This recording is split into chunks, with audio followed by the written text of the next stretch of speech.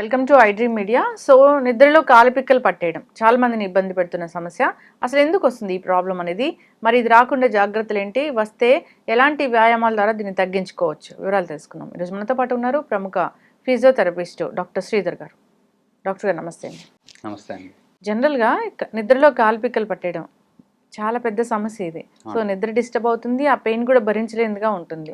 So ఏదైనా మందులు వాడినా అప్పటికప్పుడు సొల్యూషన్ ఉంటుంది, కానీ ఈ సమస్య అనేది నిరంతరం వేధిస్తూనే ఉంటుంది. అందరూ కూడా ఏదో ఒక టైంలో ఈ సమస్యను ఫేస్ చేస్తూ ఉంటారు. అసలు ఎందుకు ఈ సమస్య, సో రాకుండా జాగ్రత్తలు, వస్తే ఎలాంటి వ్యాయామాలు చేసుకోవాలి? సో బేసికల్గా దీన్ని మజిల్ క్రాంప్స్ అంటామండి. ఈ మజిల్ క్రాంప్స్ అంటే యూజువల్గా ఏంటంటే చాలా సివియర్గా సడన్గా వస్తుంది. ఒకసారి కాలు పట్టేసింది, అది మనకి ఏం చేయాలో కూడా అర్థం కాదు. సడన్గా మనం నడవడానికి రాదు, లేకపోతే మనం ఏదైనా చేద్దాము, నడిచి ఏదైనా తెచ్చుకుందామని కూడా ఉపయోగం ఉండదు. ఏదైనా స్ట్రెచ్చింగ్ చేస్తే ఎక్కువైపోతుందని అపోహ ఉంటుంది. సో వీటన్నిటికీ గల కారణాలు ఏంటో ఇప్పుడు చూద్దామండి.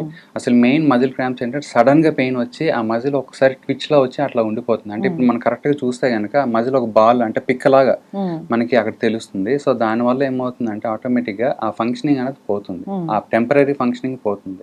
సో దానివల్ల ఎక్స్క్రూషియేటింగ్ పెయిన్ ఉంటుంది, మజిల్ ఫంక్షనింగ్ పోతుంది, నడవాలంటే నడవలేము ఎక్కడైతే మనకి మజిల్ పట్టేస్తుందో. దీన్ని మజిల్ క్రాంప్స్ అంటాం. సో ఈ మజిల్ క్రాంప్స్ మెయిన్ ఎందుకు వస్తే చెప్తాను. యూజువల్గా మైక్రోన్యూట్రియంట్స్ అని ఉంటాయి. అంటే ఈ సోడియం, క్లోరిన్, పొటాషియం, మెగ్నీషియం, ఇవన్నీ ఇట్లాంటి వాటిని మైక్రోన్యూట్రియంట్స్ అంటాం. ఈ మైక్రోన్యూట్రియంట్స్ ఎప్పుడైతే మనకి సరిగ్గా అందవో, అంటే మన ఫుడ్ ద్వారా కానీ, లేకపోతే చాలామంది ఎక్కువ యాక్టివిటీస్ చేసేటప్పుడు స్వెట్టింగ్ వస్తుంది. ఈ స్వెట్టింగ్లో కూడా ఈ మైక్రోన్యూట్రియంట్స్ లాస్ అనేది ఎక్కువ ఉంటుంది. ఎప్పుడైతే ఈ లాస్ ఎక్కువైతే ఉంటుందో దాన్ని మళ్ళీ రీప్లెనిష్ చేసుకోకపోతే, అంటే రీప్లేస్ చేసుకోకపోతే కనుక ఈ మైక్రోన్యూట్రియంట్స్ డెఫిషియన్సీ మూలాన కూడా ఈ క్రాంప్స్ అనేవి వస్తాయి. సో ఈ మజిల్ క్రాంప్స్ మనం డిఫరెంట్ ఏజ్ గ్రూప్స్లో చూద్దాం ఎట్లా వస్తుందో. సో యూజువల్గా ఏంటంటే చిన్నపిల్లలకు కూడా మజిల్ క్రాంప్స్ వస్తాయి, మిడిల్ ఏజ్డ్ అంటే అడల్ట్స్ కూడా మజిల్ క్రాంప్స్ వస్తాయి. ఎస్పెషల్లీ ఎల్డర్లు కూడా చాలామంది మన పెద్దవాళ్ళు ఇంట్లో చెప్తూ ఉంటారు, నాకు ఎప్పుడు మజిల్ పట్టేస్తుంది, దానికి ఏం చేయాలో కూడా నాకు అర్థం కాదని చెప్పి.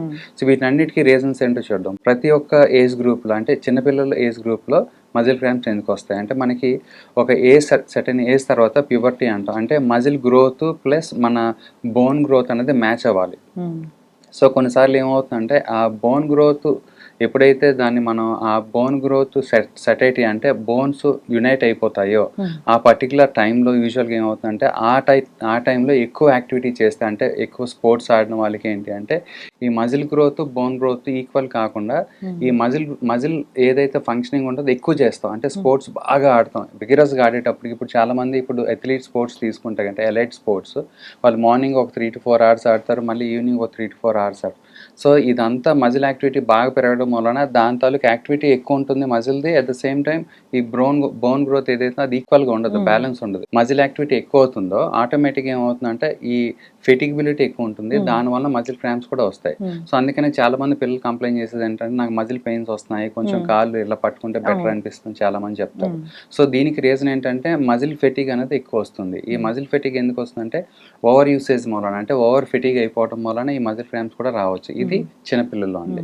రెండోది ఈ మధ్య వయస్కులు, అంటే ఈ అడల్ట్స్లో ఏమవుతుంది అంటే ఎక్కువ ఈ మధ్యన చాలామంది ఈ స్పోర్ట్స్ యాక్టివిటీస్, అంటే వీకెండ్ స్పోర్ట్స్ కానీ, లేకపోతే చాలామంది ఈ ఫిట్నెస్ ఎంతూజియాస్ట్ అంటాం. అంటే ఎక్కువ మంది దాదాపుగా 2-3 గంటలు జిమ్లో స్పెండ్ చేయడం కానీ, ఇట్లాంటి వాళ్ళకి బాగా వర్కౌట్ చేస్తూ ఉంటే వాళ్ళకి ఏమవుతుందంటే మనకి స్వెట్టింగ్ ద్వారా వాటర్ లాస్ అనేది ఉంటుంది. ఎప్పుడైతే స్వెట్టింగ్ ద్వారా వాటర్ లాస్ ఉంటుందో ఆటోమేటిక్గా ఈ మైక్రోన్యూట్రియన్స్ నేను ఇంతకుముందు చెప్పినట్టు ఈ సోడియం, పొటాషియం, మెగ్నీషియం అన్నీ లాస్ అవుతూ ఉంటుంది. ఎప్పుడైతే లాస్ అవుతుందో మళ్ళీ సేమ్ మజిల్ యాక్టివిటీ ఎక్కువ చేసిన తర్వాత రిలాక్సేషన్ టైంలో ఏమవుతుందంటే సడన్గా ఏదైనా మజిల్ క్రాంప్ వచ్చే అవకాశం ఉంటుంది. సో అందుకని మేము చెప్పేది ఏంటంటే చాలా జాగ్రత్తగా మీరు ఎప్పుడైతే మీ స్వెట్ లాస్ అవుతుంది, బాగా స్వెట్టింగ్ వస్తుంది అంటే కనుక ఈ మైక్రోన్యూట్రియన్స్ ఎప్పుడైతే లాస్ ఉంటుందో మీరు డీహైడ్రేషన్ అయిపోతారు. సో రీహైడ్రేషన్ బాగా, అంటే ప్లెంటీ ఆఫ్ వాటర్ ఇంటేక్ తీసుకోవాలి. లేదంటే ఇప్పుడు జనరల్ ఎలక్ట్రోలైట్స్ మనకి పౌడర్స్ అని దొరుకుతాయి కదా, అవి కూడా తీసుకోమని చెప్తాం. మూడోది ఎస్పెషల్లీ ఎల్డర్లీ పీపుల్ అండి. ఈ ఎల్డర్లీ పీపుల్లో ఏంటి అంటే యూజువల్గా ఫ్లెక్సిబిలిటీ తగ్గుతుంది. అంటే ఇప్పుడు మనకి ఇంతకుముందు ఒక 20-30 years ముందు తీసుకోవడానికి ఇప్పుడు 60 ఏళ్ళు వచ్చినప్పటికీ మనకి వాకింగ్ కెపాసిటీ కానీ వాకింగ్ డిస్టెన్స్ కానీ మజిల్ ఫంక్షనింగ్ కానీ ఇవన్నీ తగ్గటం మూలన ఫ్లెక్సిబిలిటీ కూడా తగ్గుతుంది. ఎప్పుడైతే ఫ్లెక్సిబిలిటీ తగ్గుతుందో ఆటోమేటిక్గా వాళ్ళకి క్రాంప్స్ వచ్చే అవకాశం ఉంటుంది. అంతేకాకుండా మేజర్ డిసడ్వాంటేజ్ ఏంటి అంటే పెద్దవాళ్ళు ఎస్పెషల్లీ వాటర్ ఇంటేక్ చాలా తక్కువ చేసేస్తారు. ఎందుకంటే ఎస్పెషల్లీ వాళ్ళు ఎక్కువగా ఫ్రీక్వెంట్ యూరినేషన్ వస్తుంది, లేకపోతే ఈ డయాబెటీస్ మూలన కొంతమందికి ఆల్మోస్ట్ ఇప్పుడు మనకి అబౌవ్ 60 years అంటే ఆల్మోస్ట్ ప్రతి ఒక్కరికి 90 to 95% ఆఫ్ పీపుల్లో డయాబెటీస్ ఉంటుంది. దానిలో ఆల్రెడీ ఫ్రీక్వెంట్ యూరినేషన్ ఉంటుంది, మళ్ళీ వాటర్ తాగితే ఇంకా ఫ్రీక్వెంట్ యూరినేషన్ ఉంటుంది, మళ్ళీ మజిల్ పెయిన్లు జాయింట్ పెయిన్స్ ఇవన్నీ వస్తాయి, ఫ్రీక్వెంట్ యూరినేషన్ చేయాలి, లేకపోతే బయటకు వెళ్ళిన ఇబ్బంది వస్తుంది, లేకపోతే నైట్ పూటలు ఎక్కువసార్లు లేవాలని చెప్పి బాగా తక్కువ వాటర్ ఇంటేక్ అనేది తీసుకుంటారు. అంటే తక్కువ వాటర్ దాన్ని తీసుకోవడం జరుగుతుంది. దీని మూలాన్ని కూడా ఈ క్రాంప్స్ అనేవి ఎక్కువ అవుతాయి. అంటే బోత్ ఫ్లెక్సిబిలిటీ ప్లస్ రెండోది వాటర్ ఇంటేక్ కూడా వాళ్ళు తక్కువ ఉండటం మూలాన ఎల్డర్లీ పీపుల్లో మజిల్ క్రాంప్స్ వస్తాయి. సో ఈ మజిల్ క్రాంప్స్ని ఏ విధంగా అధిగమించవచ్చు అంటే కనుక ఫస్ట్ సేమ్ నేను చెప్పిన ప్రకారంగా చిన్నపిల్లల్లోని మధ్య వయసులోని ఎల్డర్లీ పీపుల్ చూసుకుందాం అండి. ఈ చిన్నపిల్లలు యూజువల్గా ఏంటంటే ఎప్పుడైతే స్పోర్ట్స్ యాక్టివిటీస్ బాగా ఆడుతూ ఉంటారో మనం యూజువల్గా దానికి మనం చేసే మెయిన్ తప్పు ఏంటి అంటే దానికి రికవరీ టైం ఇవ్వం. ఇప్పుడు స్పోర్ట్స్ మార్నింగ్ ఒక 3 hours లేకపోతే ఈవినింగ్ ఒక 3 to 4 hours ఆడిన తర్వాత మనకి హీలింగ్ టైమ్ రికవరీ టైం రెండు ఉంటాయండి. హీలింగ్ టైం ఏంటి అంటే మనం ఆడడం మూలాన ఏదైనా మజిల్ ఇంజురీ అయినా చిన్న చిన్న మైక్రో టేర్స్ అయినా అది మన బాడీ ఆటోమేటిక్గా హీల్ చేసుకుంటుంది.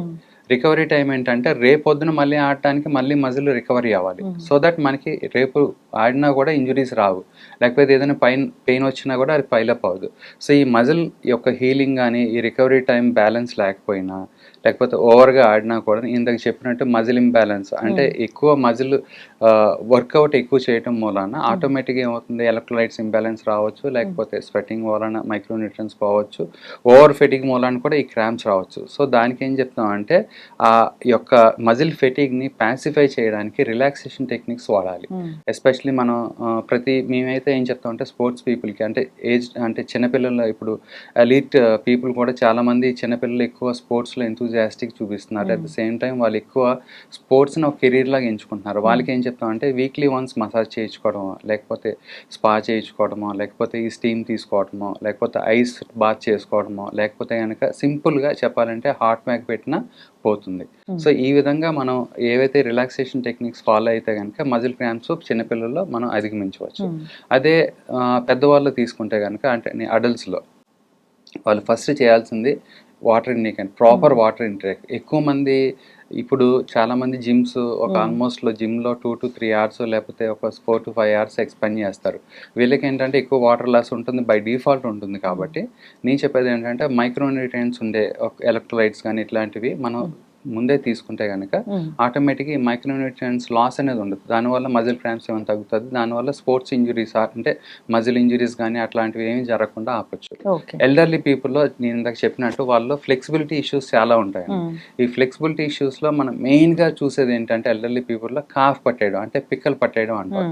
ఈ పిక్కలు పట్టేయడం దానికి మెయిన్ మనం ఇచ్చే రెమెడీ ఏంటి అంటే calf stretch. Simple calf stretch చేసుకుంటే దాదాపుగా ఒక 2-3 వారాలు రోజు రెగ్యులర్ చేసుకున్నాం అనుకోండి అసలు జీవితంలో మళ్ళీ రాకుండా అయిపోతుంది. కాకపోతే ఏంటంటే దాన్ని మెయింటైన్ చేసుకోవాలి. ఇప్పుడు కాఫ్ స్ట్రెచ్ మనం రోజు చేసుకుంటే ఒక 2 minutes దానికి టైం స్పెండ్ చేస్తే ఆటోమేటిక్గా పోతుంది.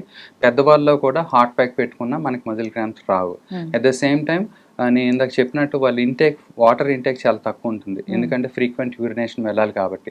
సో దీన్ని అధిగమించవచ్చు అంటే అంటే జనరల్గా పెద్దవాళ్ళకి ఏం చెప్తాం అంటే మీరు పొద్దున్న నుంచి సాయంకాలం 6 వరకు అట్లీస్ట్ ఒక 2-3 liters వాటర్. ఇప్పుడు జనరల్గా వాళ్ళు ఏం చేస్తారంటే మ్యాక్సిమం 1 liter తగ్గిపోతుంది. సో మహా అయితే తినేటప్పుడు వాటర్ తీసుకోవడము, మధ్యలో వాటర్ అసలు తీసుకోరు. తినేటప్పుడు ఒక వాటర్ తీసుకున్నాడు ఆల్మోస్ట్ ఒక 200 ml అంతా తీసుకుంటారు. మ్యాక్సిమం అయితే ఒక 300 ml గ్లాస్ ఆఫ్ వాటర్ తీసుకుంటారు. 300 చూస్తే హార్డ్లీ 1 liter కూడా తాగరు. సో అందుకని ఏం చెప్తాం అట్లీస్ట్ మీరు 2 to 3 liters of water morning నుంచి సాయంకాలం 6 లోపల తాగేస్తే కనుక మీకు రాత్రిపూట ఎక్కువసార్లు యూరినేషన్కి వెళ్లకుండా అవకాశం ఉంటుంది. సో దట్ మీకు వాళ్ళకి ఏంటంటే ఫ్రీక్వెంట్గా పెద్దవాళ్ళకి నైట్ పూట లెగిసి వాకింగ్ చేయడం వలన ఫాల్స్ జరుగుతాయి. అట్లాంటివి కూడా ప్రివెంట్ చేసుకోవచ్చు. ప్లస్ వాళ్ళకి ఒక రకమైన భయం ఉంటుంది, ఎన్నిసార్లు వెళ్తే ఏమైనా ఇబ్బంది అవుతుందో, నేను పడిపోతానో చీకట్లో అని చెప్పి. సో దాని వలన ఈ వాటర్ ఇంటేక్ అనేది నేను చెప్పినట్టు మార్నింగ్ నుంచి ఈవినింగ్ లోపల తాగితే ఆటోమేటిక్ క్రాంప్స్ కూడా మనం ప్రివెంట్ చేయొచ్చు. సో ఈ విధంగా ప్రతి ఒక్క ఏజ్లోని మనం చేసుకోవచ్చు. అట్ ద సేమ్ టైం ఎక్కువ ఒకవేళ ఎక్కువ క్రాంప్స్ వచ్చి స్పోర్ట్స్ పీపుల్కి కానీ లేకపోతే ఎలీట్ అథ్లీట్స్ కానీ క్రాంప్స్ వస్తే కనుక మధ్యలో అంటే కాళ్ళ మధ్యలో పిల్లో పెట్టుకోవడం వల్ల అట్లాంటి ప్రికాషన్స్ తీసుకున్నా కూడా మనం క్రాంప్స్ని ప్రివెంట్ చేయవచ్చు. ఈ విధంగా మనం అన్ని ఏజ్లో మనం క్రాంప్స్ని ప్రివెంట్ చేసుకోవచ్చు. ఖచ్చితంగా అండి. సో మజిల్ క్రాంప్స్ ఎందుకు వస్తాయి చిన్నల నుంచి పెద్దల వరకు, అంతేకాదు నిద్రలో కాలు పిక్కలు పట్టేసినప్పుడు ఏం చేయాలి, సో ఇలాంటి వాటి గురించి చాలా చక్కగా చెప్పారండి. అందరూ కూడా ఈ రెమెడీస్ ఫాలో అవ్వాలని కోరుకున్నాం. పర్మనెంట్ సొల్యూషన్ కూడా ఉంది. సో మైక్రోన్యూట్రియంట్స్ వాటిని ఎలా మనం తీసుకోవాలనేది చక్కటి ఇన్ఫర్మేషన్ అండి. ధన్యవాదాలు.